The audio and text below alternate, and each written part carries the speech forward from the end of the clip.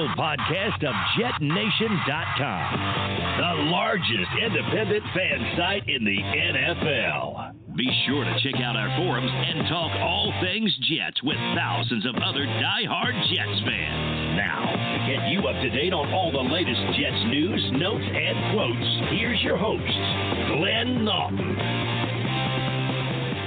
Good evening, Jets fans. I am Glenn Naughton. This is Jet Nation Radio. We are doing a special episode, a free agency tampering period episode, if you will.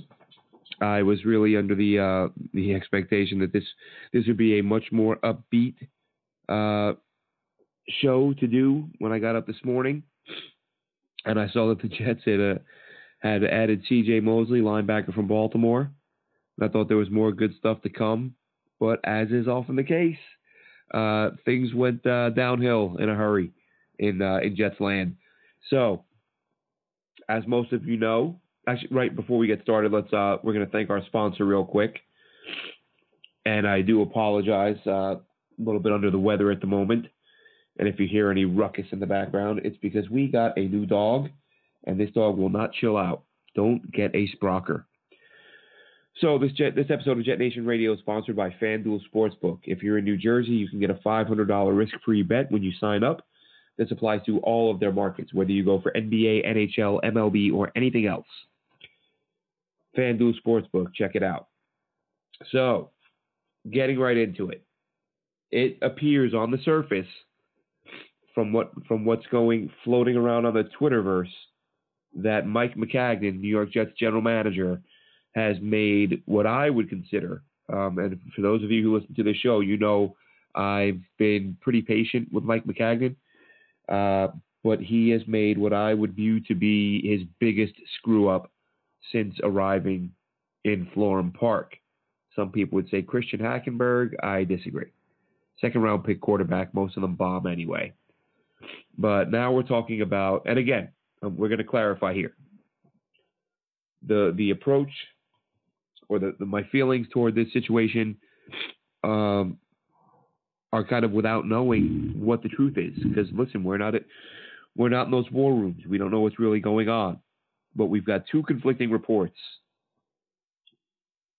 regarding the Jets and how they approached the center position. Tampering period kicked off. There were two guys on the board that everyone sort of universally viewed as players the Jets would make a big run at. You had Kansas City Chiefs free agent center Mitch Morse, and then you had Denver Broncos free agent center Matt Paradis. And you kind of went into it saying if the Jets come away with either of those two guys, we're good to go. And there's no reason they shouldn't because they have over $100 million or roughly $100 million in cap space. You should be able to beat any offer that's made to these guys. So in a short span of time, Morse agrees to a deal with the Buffalo Bills. And a report comes out saying that, first we see a report saying that Paradis has come down to the Jets or the Bills. And I thought, all right, the only thing that worried me a little bit is that Paradis is a outdoorsy hunter country type guy, which I understand there you do get that in New Jersey, but there aren't many places on the planet that are as isolated, desolate, and sort of country-ish than Buffalo. So I thought, might he be intrigued by that? Because some people like isolation.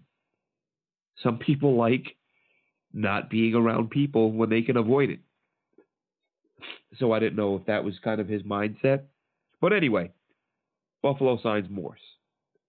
So you think, okay, great. That leaves Paradis. Jets are going to get this guy locked up. They have the money. They have the need. And then a report surfaces. This is after saying it was down to the Jets and Bills. Bills get Morse. Then we see a report that Paradis has picked up the phone, or his reps, whoever, have picked up the phone, and they call John Elway, his former boss, to say, hey, John, Jets made me an offer. Do you want to rethink this? And so at that point, I'm thinking, okay, the Jets are being used for leverage here. Same as Kirk Cousins did with Minnesota. It happens. Fans don't like it when it happens to their team, but it happens. It's reality.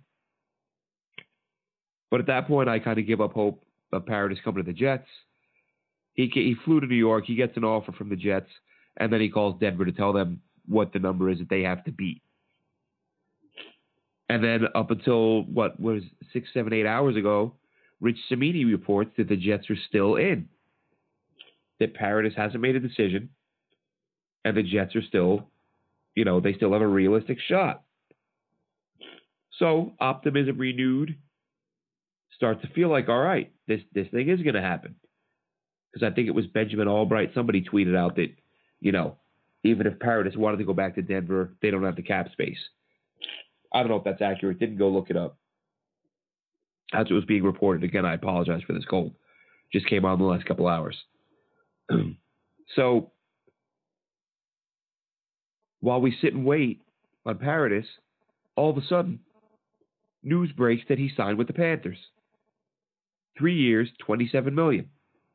Pretty modest numbers, considering the fact that, again, the need the Jets have at the position and the money they have to spend. So, you scratch your head and go, what the hell happened here? How did Mike Maccagnan not get this done? Then we see a report that says, and this one I believe came from Ian Rappaport, the Jets didn't even make an offer to Paradis. That him and his reps were waiting for an offer, got tired of waiting, and left. Now, if that's what happened, if Ian Rappaport is correct, and the Jets didn't make an offer, I don't even know what to say. It's literally, I hate the way people throw words around, overused terms and ways to describe what the hell's going on. But that is the definition of unbelievable. Literally unbelievable. That you have $100 million, well, a little under $100 million. You have enough, regardless how much. You have enough cap space to add arguably the best center in the NFL to protect your second-year golden boy quarterback, and you don't make an offer? It is unbelievable. I can't believe that. I'm not saying Ian Rappaport's a liar, but someone's going to have to explain to me the logic there. And if that is true, then Mike Maccagnan needs to have his feet held to the fire. Now, of course, he'll GM speak around it because that's what every GM does. Unless for some, again, this is so unbelievable that I'm trying to imagine a scenario where it would be acceptable to not make Paradis an offer. And all I can come up with for a no offer is if the Jets had some info on his medical and they didn't like it. Remember, he's coming back from a broken leg. However, I don't see why they would have that info at this point. Generally, the physical, the medical, that takes place after the signing. That's why you see guys get signed or traded and then it gets nixed because the medical or the physical reveals something the team didn't know about previously. So might they have known something? I guess. Does it make sense that they would have known something this soon? No. But that's one report. One report says no offer was made. Then we see another report, and I believe this was Adam Schefter, I could be wrong, who said the Jets made an offer, but they pulled it because Paradis was taking too long. Now that goes back to what I was saying about the Jets being used for leverage. This is where I don't fault Maccagnan or the Jets. If they make Paradis this offer, and his first reaction is, okay, let me go make a few phone calls first and see if I can find somebody to beat that in a place where I actually want to play. You bet your ass I'm pulling that offer. So that you can defend that. You can defend the team saying, okay, we've been through this before. We see what you're doing. You're using us as to drive up somebody else's price. So you can take a hike. We're pulling our offer. Completely understandable. But now the Jets are where they are. Mike Maccagnan didn't get them either of the two top centers. And now what are you down to? John Sullivan, Rams center. He's a veteran. He's 34. He wasn't all that great last year. You going to go out and get Travis Swanson for crying out loud? I mean, for me personally, at this point, I would say go out and I talked about this guy as a possibility at guard. He doesn't have a lot of experience at center. But Josh Sitton, damn good right guard for a lot of years.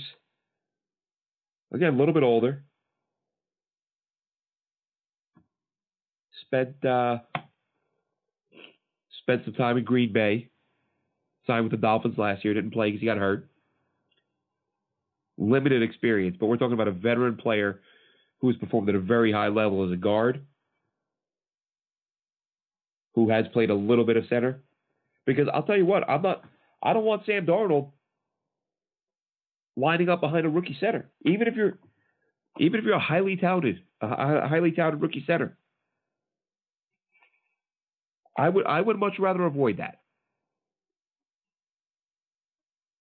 You don't want some kid getting overwhelmed, missing a protection call, failing to pick up a stunt, something along those lines, where you got to look at yourself in the mirror, and this meaning Mike McCagnon, and dig Jesus.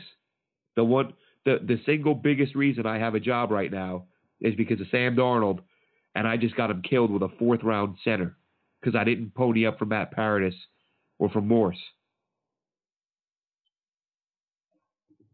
It's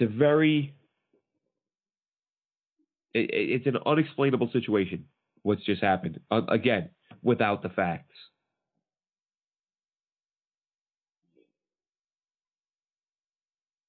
So that's the most recent news of the day. That's pretty frustrating, beyond frustrating. Because now are the Jets kind of forced to trade down? Because look, if you decide you're going to go with a rookie center, it can't be a 3rd or 4th round pick. You've got to add a second somehow. Do you have enough picks that you can afford to package 2 thirds? Your 2 threes? Move up to the 2nd round and take a center? Not ideal, but you're not taking a center at 1. So it's not a good situation right now. Mentioned Jonotthan Harrison. We'll cover that real quick. The Jets re-signed him 2 years, $6 million, and that's not a bad re-sign. Listen, I say all the time, you need depth along the lines, and when you can get a veteran guy who's played all right as a spot starter, you keep him, because offensive lines universally, for the most part around the NFL right now are terrible. So you add a guy who's done well as a backup, and a spot starter. Those guys generally, you pay a couple million a year. That's what they did. 2 years, $6 million. Harrison's back, but he needs to not be the starter come opening day. If so, that's a huge blunder. Okay. Then, prior to losing out on a center, the Jets had the Jets thought they had an agreement with Anthony Barr, a guy who I tweeted out. I forgot to mention him as a guy. When I did the free agency preview, I thought he would have been a great multi-dimensional player in Greg Williams' defense, and I tweeted that out. Said, I forgot to mention Anthony Barr as a guy they should go after in free agency. I did a little article on it in Jet Nation, explained how he's been used in coverage, he's been used to rush the passer, he's been used inside, he's been used outside. 4-time Pro Bowler. This is a guy you want on your roster. Jets went after him, came to terms on a deal. Both sides agreed. And just a few hours ago, story comes out that Minnesota sweetened their offer, and Anthony Barr didn't want to leave Minnesota. So he leaves. So he becomes the one that got away. Looked like it was going to be a big catch for Maccagnan and the Jets. But this one, you can't put this on Maccagnan. The offer he took from Minnesota was still less than the Jets offered. Now, you can't do a whole lot more than offer the guy the most money. If he wants to live in a small city, comparatively speaking, of course. But if he doesn't want to be in the hustle and bustle, whatever Anthony Barr's reasons, that's not on Mike Maccagnan. That's on Anthony Barr. He agreed to the deal and took less money to go elsewhere. That's his right. But that was the first gut punch of the day. Then we followed that up by losing out on Paradis, reportedly.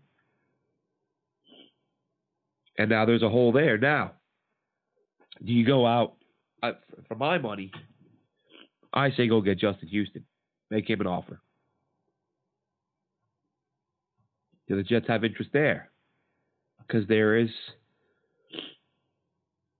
a market. Anytime you have an opportunity to go out and upgrade your roster, this is what free agency is all about.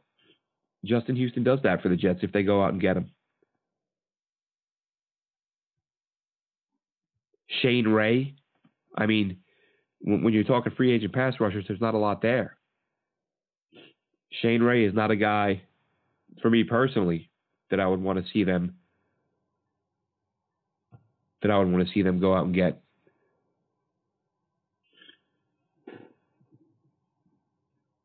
But a bizarre day yesterday, it looked like the Jets had Anthony Barr. And moving on from the negativity, because enough of that. All right? Yeah, okay. Does it suck that they didn't get a center? Absolutely. And they're going to have to find a way to get one. If they get Sitton, that's probably one of the better options at this point. Stephen Wisniewski's another option. He was let go by the Eagles. Far from a great player, but geez, you just need a capable veteran at this point. You don't need an unproven rookie or a bottom of the barrel. You see some of these free agents that are out there, and they just, they're not even on Wisniewski's level. And he's an average player, at best an average player. But those were a couple of the options there. But now, trying to focus on some of the positive, because there is some. As I said, Harrison's back. The big move before this started, before the tampering period, Kelechi Osemele, left guard from the Oakland Raiders. Now this is some good stuff. The Jets in what could be an absolute heist if he returns to form. Jets traded a 5th-round pick to the Oakland Raiders for Osemele and the Raiders' 6th-round pick. So they basically just don't even lose a pick. They just move back. And they get a guy who is a former all-pro guard, regarded by some as the best guard, or, by many, as one of the best guards in the NFL until last year when he was injured. Apparently didn't fit with what John Gruden and the Raiders wanted to do. So they were ready to move on from him. Came with a big price tag, $10, $11 million a year for the next couple of years. But center and left guard were the two biggest needs on this roster. And this whole process started by getting one of the best in the NFL, again, if he's back to full health. If not, all you did was move down a few spots to get him. You can cut him loose with no cap hit. But that's not what we're looking for here. The Jets don't need any more, hey, at least we can cut the guy. Get some damn players who get to hang around and play. But if they have that in this deal, then they have a massive upgrade at left guard. Absolutely massive. And that is a key position. No doubt about it. Then we heard Daryl Roberts, cornerback, re-signed. And Roberts is one of those moves that I look at and I'm like, someone's going to have to explain to me what was going on in Todd Bowles' head. Because Daryl Roberts was doing a really nice job at corner for this team. And then Todd Bowles moves into safety. While, I understand he probably felt the pressure to play Tremaine Johnson because of the price tag. But really, given the age and the performance, I would have rather seen him out there last year than Mo Claiborne. But Roberts is back in the fold, good depth guy. And then after the Roberts signing, this is a big one because it's so important for Darnold. We've talked about it. They have to surround him with some weapons, some guys who can make plays with the ball in their hands. Jamison Crowder. Now, I'm not going to lie. Crowder is not a guy who I was very high on because I hadn't seen a lot of him. And in looking through the wide receivers, I thought if it was a slot guy, it was going to be a Humphries or a Beasley. I didn't think it would be Crowder. But once the move was announced, and I went on the All-22 and watched a couple of games and found a couple of plays he made, I thought this guy looks like he could be legit. And then I believe it was Dan Orlovsky. It was Dan Orlovsky, actually, who came out and said, he raved about the move. Said, great move. In his mind, Crowder was the top slot guy in free agency, which is nice to hear. Whenever you think of Orlovsky as a quarterback, he's a pretty well-respected analyst in quite a short time. He's done a great job. And he dropped some All-22 film on Crowder and broke him down kind of in a way that you'd only expect a former NFL quarterback to be able to do. So great job there. And so it's like, okay, you got him a weapon, a legitimate weapon. You put Crowder in the slot with Robbie and Quincy and Herndon. You now have 4 legitimate pass catchers for Sam Darnold to throw to. That was big, and I still think you had one in the draft. You can't count on Quincy's health. Can't count on Robbie staying out of trouble. Somebody might scoop Robbie up. 2nd round tender. Robbie Anderson could be gone. Josh Bellamy was added. Wide receiver Josh Bellamy from the Bears. That's a special team signing. He's been in the league a little while. Hasn't made a lot of plays. Figured Dowell Loggins would have had him in Chicago. Gase may have had him in Chicago too. Now that I think about it. But Loggins definitely had him. So I'm sure there was some input there on what he's capable of. And then the big fish, probably the biggest signing, especially financially, C.J. Mosley, inside linebacker from the Baltimore Ravens. Jets give him $51 million guaranteed. One of those things worth up to $17 million a year, but it's only $51 million guaranteed. This guy's a playmaker. He is a huge upgrade over Darren Lee, who you have to imagine is on his way out. And Darren Lee is a guy that I've defended. I've questioned his maturity, some of his antics on the internet, interacting with fans. I've said he's got growing up to do. I've asked the question is, do the Jets need to start worrying about this guy off the field? He's done some wacky, bizarre stuff. But from a pure football perspective, said he was raw when he was drafted, expected some growing pains, and he certainly had those this past season, year 3. He was far from perfect, but he was much better. So then you look at it and say, okay, he's going in the right direction. And rarely do you see guys, first-round picks, who are starting to show improvement. Those guys rarely get cut. But with Mosley on board and Avery Williamson making the money he's making in the middle, Darren Lee's the odd man out. Now, the only caveat to that, I would imagine the Jets view this as cutting ties with Darren Lee makes the most sense. Just move on. Was never the player we hoped he would be, even with the improvement he showed.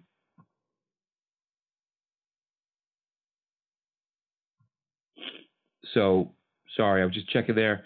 I'm sure, like many of you, I am pretty much constantly refreshing on Twitter here, waiting for any breaking news. And if there is any and you're tuned in, don't want anyone to miss it. Or I'm sure you guys are watching too, but don't want to not address it. So where was I? Darren Lee. Okay, Darren Lee, you have to figure the Jets know that he's, and I believe it was Manish Mehta said today, he's on his way out. He's not long-term plan. But then there's a part of me that says, given Greg Williams' reputation, given what was the fact that they used a first-round pick on him, and given the fact that he's only due, I want to say, $1.8 million this year, do you just bite the bullet and say, look, $1.8 million, Greg Williams can probably find some sub packages where he can find a role for him, where he can make some plays. Maybe, again, we've talked in the past about letting him come off the edge and use that speed a little bit, use him as a blitzer, something. So, he has the physical traits to contribute something. And maybe you find a role for him where he can get you 7 or 8 sacks in a sub role, which there's nothing wrong with that. It's not what you want out of a first rounder, but for $1.8 million, it's not a bad deal. So it sounds like the plan is to let Darren Lee go. And you can't really argue that. But keeping him around, unless, and again, I say all the time, we're not in the building. Darren Lee might be somebody who's, we don't know what his character is. We know he has done some silly things off the field. We know he has said some silly things online. So if they just view him as a headache that they want to get rid of, then you just move on. Now, if they just went out and said, look, C.J. Mosley is a much better player, we're just going to get him, well, to me, then that means that's fine, but it doesn't mean you can't find a role for Darren Lee. You can't tell me there are a ton of backup linebackers who have the tools that Darren Lee has. But that being said, Manish is reporting it's the end of the line for Lee, so he will probably be gone. And I don't hate that move.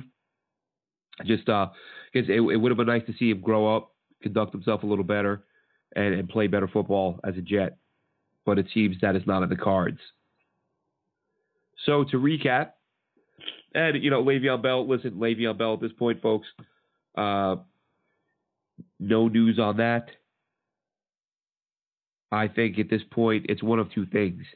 He has either agreed or he knows where he's going to sign and he's just trolling at this point, having a little bit of fun, which I don't really understand, but, I guess he's a young guy and thinks it's funny, whatever. I'm sure there are some people who think it's funny. He's either trolling or he's sitting around with his agent, and the agent has to try to save some face because I'm sure it was his agent who played a big role in Le'Veon Bell sitting out last year and losing $14 million and turning down a deal from the Steelers, which reportedly, and I'm going off memory here, I could be wrong, but I believe the guarantees in that deal were somewhere in the mid-30s. So you're talking about $50 million that would have been dedicated to him, guaranteed money that he didn't get. And nobody's throwing out the actual numbers at this point, but there are a lot of people, or there are several tweets, I should say, saying that Le'Veon Bell is finding that the market is not what he and his agent expected. I think they were under the impression they were going to be able to get $16, $17 million a year from somebody. But now, I want to say it was Ian Rappaport who suggested, and I think, and Ian did clarify, he said his best guess, said the Jets have made a final offer, and his best guess is that it's in the $11 to $12 million a year range. Doesn't sound like a lot of teams are in the bidding. The Baltimore Ravens have supposedly moved on Mark Ingram. And the Jets at this point are bidding against themselves. And it could be that Bell and his agent, again, they're looking at that $50 million deficit, or however you want to refer to it. Like I said, the $14 million that he didn't get last year, and the $35 million guaranteed. It may have been 30, may have been 32, whatever it was. I'm just going off the top of my head. But that's all money that he knew that's basically 44, anywhere, let's say 40 to $50 million guaranteed that he does not have, that he has lost out on by doing what he did. So are they now trying to recoup that and saying to the Jets or to anyone who's calling, we need 40 to 50 million guaranteed just to break even, just to get what he would have already had with the Steelers to save face and not look like an idiot.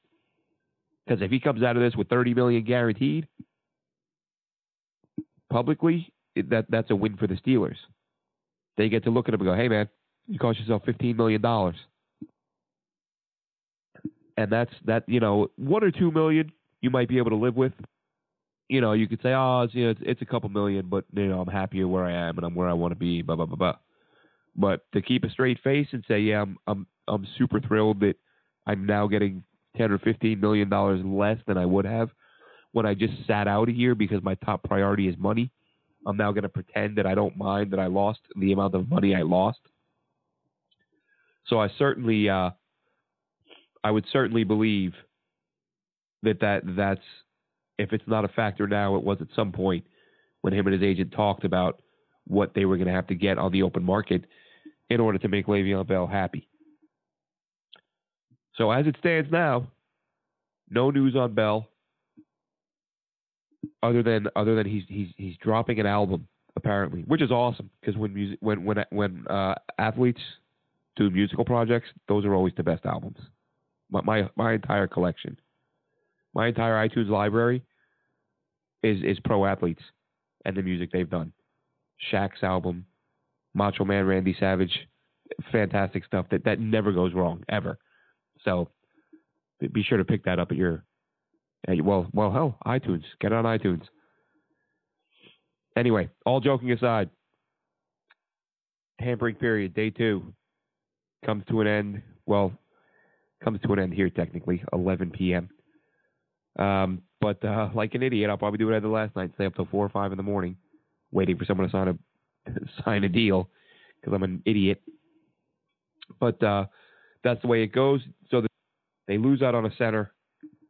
They add Mosley, huge. They add Crowder, huge. They re-sign Roberts, good move. They trade for Osemele, fantastic. Jonotthan Harrison is back. Solid move, can't knock it. And not sure if I mentioned this one. This is per Manish Mehta. The Jets feel they are very close to a deal to bring back Henry Anderson. You can't knock that one, but I think the losing of Paradis and the lack of news on Bell, I think it's taken the wind out of the proverbial sail for Jets fans. And there's very much just tell us when they sign Bell kind of mentality right now. Not a huge concern with defensive linemen right this moment. It's about getting a premier weapon for Sam Darnold. And but let's not forget, folks, Henry Anderson is a damn good player. And he is a guy that you want to have on your roster. So that wraps this up. Like I said, short episode. Thoughts on what's happened so far, what might happen next. And we will have our regular show tomorrow night where hopefully we'll have some better news. Hopefully talking about Le'Veon Bell and Justin Houston. Let's fill some more gaps on this roster as the draft approaches, and start building something special here around Mr. Sam Darnold. So that'll do it for us tonight. Thank you so much for tuning in, and have a great night, folks. We'll catch you again tomorrow. Bye-bye.